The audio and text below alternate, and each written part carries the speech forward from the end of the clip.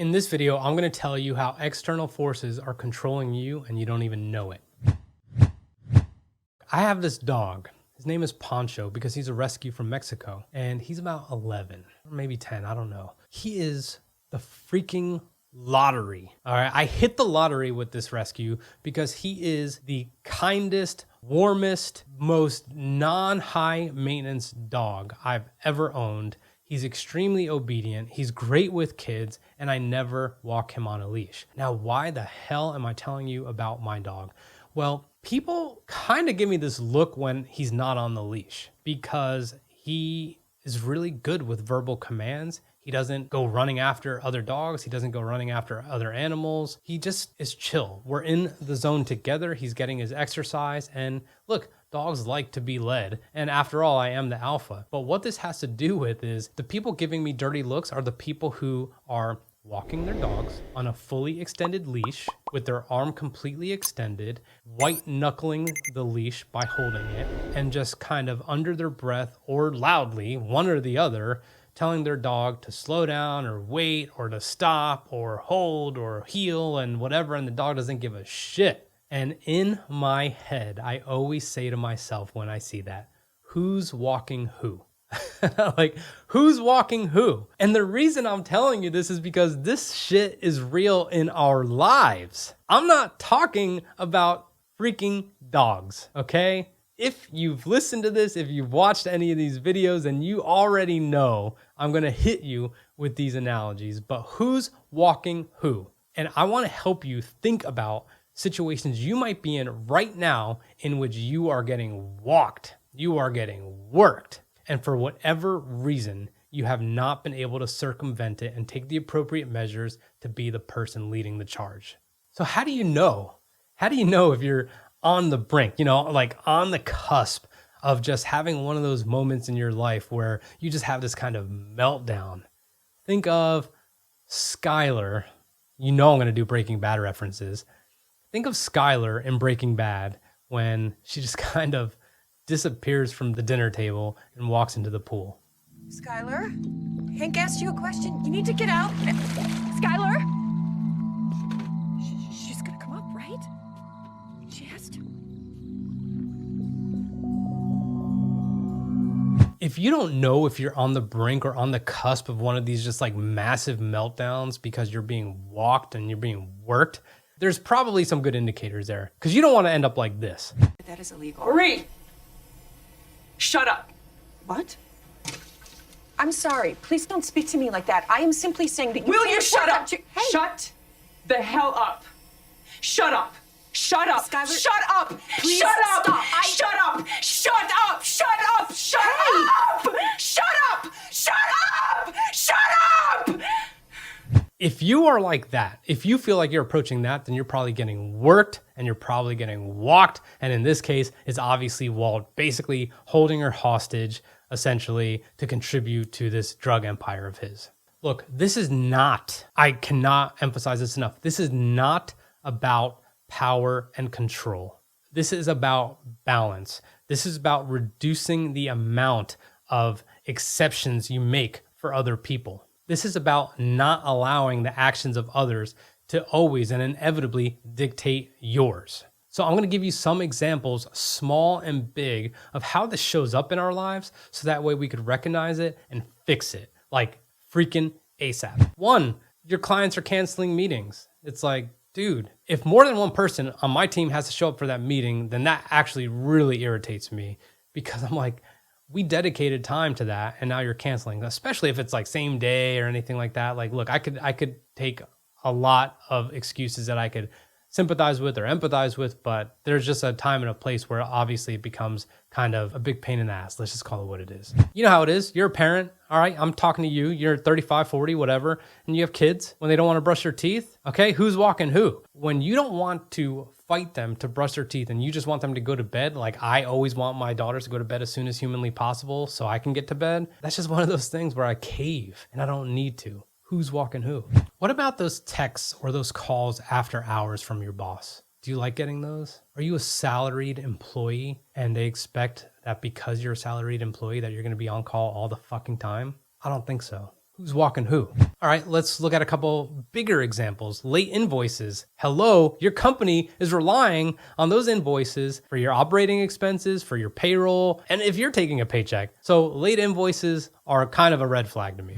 Let's say in your family situation, you or your spouse or your partner, the husband, the wife, whoever it is, or the relationship you're in, someone is overspending. Someone is incurring a lot of freaking debt and you are not about that life. Okay, you are not about spending. You are about living within your means. You are about spending responsibly. You are about saving. You are about having an emergency fund. Whatever it is, this could be something that you need to pay attention to. Who's walking who? Verbal abuse. Whether it's at the workplace, whether it's in private, whether it's from a friend, whether it's from your child, something that we don't need. And let's just get to the final ones, like some extremes. Let's just say someone you work with, someone you work for, someone you're in a relationship with is into drugs. Look, there's some recreational drugs out there, and this is not about drugs, but that I'm okay with. But there's obviously a point when it becomes a problem. And there's a point where you could fall into the same trap, even though mentally you realize it's a place you don't want to be. And the last one I would say is in a business capacity, mistreating clients. If you have anyone on your team who mistreats clients, talks a lot of shit as soon as the phone hangs up, who wants to send a scathing negative email, then look, we got problems. Who's walking who? So how did we get here? What do we do? Is it too late? The answer is fuck no, it's not too late. Okay, you can always, I've said it before, no matter how far down the wrong road you go, you can always make a U-turn. So the first thing I want to say is I am a very, very big believer in good neighbors having good fences. There's just certain things that need to be non-negotiable to you. And the thing that's going to help you is having good fences or having good boundaries between the behaviors you want around you and the behaviors that are acceptable in or around your business and what's not. And if you don't corral this behavior, if you don't articulate or demonstrate, or if you don't fix what's going wrong, then it is going to continue. Now, look, this sounds like, dude, yeah, I get it. If it's as simple as that, then why am I talking about all these people around my neighborhood who have this freaking problem getting walked by their dogs? I always have a feeling that these are the same people whose kids just freaking clown them all the time, who probably are at the workplace just getting shit on all the time. This is so easy that people just actually don't do anything about it. So good neighbors have good fences. No is a complete sentence. If you don't want calls after work, then turn off your phone. If you're getting emails after work and throughout all hours of the night like I used to, then just don't check your email till the morning. There's ways to corral all the behavior, but what you need to do first is just make certain aspects of your life non-negotiable. And how we do that is by having good fences, so that way you have good, respectful neighbors. The second thing you need to do is just literally look at the iterations of all these moments and ask yourself, how did this collectively make me feel? Does it make me feel like just a fucking punk ass bitch? Does it make me feel good in any way, shape, or form? Does it make me feel like I'm doing a good job? Does it make me feel like I'm caving? Does it make me feel like I'm getting used, that I'm being taken for granted? Ask yourself in the totality of these moments that recur on a regular basis if it is improving your life at all. If the answer is no, which I'm willing to bet it is, then you have an opportunity here. You have an opportunity to say, this is actually what I want. You write down on a list of paper, here's everything I don't want, here's everything I'm experiencing, here's what I do want, and then all of a sudden it's in your head. It's a piece of paper you could revisit. It's something that you think about on your walks. It's something that you think about when you're in the car. It's something that you think about before sleep. You're going to start to manifest some of the behaviors that you're going to need to execute in order to kind of reverse course. So just ask yourself, how does all of this make you feel?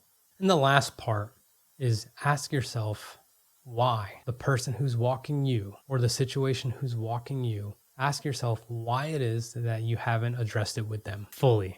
Are you afraid of hurting them? Are you afraid of confrontation? Are you afraid of the blowback? Are you afraid that you're not actually going to be confident enough to stick it out? Are you afraid they're not going to believe you because of the pattern of behavior that has been going on for so long that they're not going to believe that you're actually going to make a change? Well, let me just tell you, one of the most liberating moments of my business life is when I had a client who would just completely go out of scope all the time. And it was never anything that was super drastic or super impossible, but it did not allow us to do better business and it did not allow us to stay in our core competencies. We started stretching ourselves thin trying new ideas, trying to save face by saying, of course we could do that. And there just came a point where we had a call and I said, I think the time has come for this relationship to end. On this date, we were going to stop all services, da da da da da. And then we went from there. And I remember I wasn't shaking, but I was just like, it just took me a long time to hit the green button on my phone to hit send. And by the way, these conversations should be a phone call or in person, but it was an incredibly liberating feeling. And you know what actually happened? When I thought they were going to be like, what the fuck are you talking about? I thought they were just going to go nuts on me. It was actually the complete opposite. Now, this is another video, another episode altogether, but it was a complete opposite, meaning they were actually, in a way, really seeking forgiveness, really seeking to keep working together, really trying to just remind me of all the things we brought to the table and how much they appreciated us and how much we've helped them and all these things. Now, again, what I mean, another episode is when that happens and then you still fall back in the same trap and they always kind of make it right very briefly and then just goes back to shit. But in this case, I did not cave. Good neighbors have good fences. I stuck to my guns. We stuck to our guns as a business and everything worked out. But ask yourself that last and final question is, why aren't you addressing it with them? Get all the fears out on the table. Get all the reasons out on the table. And if you actually see them, it's going to tell you a lot about yourself. And again, you're going to be able to revisit number 2, which is, here's what I don't want, here's what I do want. And then you're probably going to start enacting small, simple steps. If you need help with those steps, then I definitely want to hear from you. You can definitely DM me at richcardona_ on Instagram. You could also email me at rich@richcardonamedia.com. But that is where we are going to stop. If you enjoyed this, please share it with someone so they can subscribe to the channel as well. Again, midlife crisis entrepreneur, everything that's happening right now in the last 3 years is a result of me feeling like I was in a bona fide crisis when I actually wasn't, and just absolutely taking hold, taking the reins of my life and stopping this pattern of just kind of meandering. Now I'm in a place where I feel like I could help others because my life has just improved dramatically, and I want the same for you. See you next time.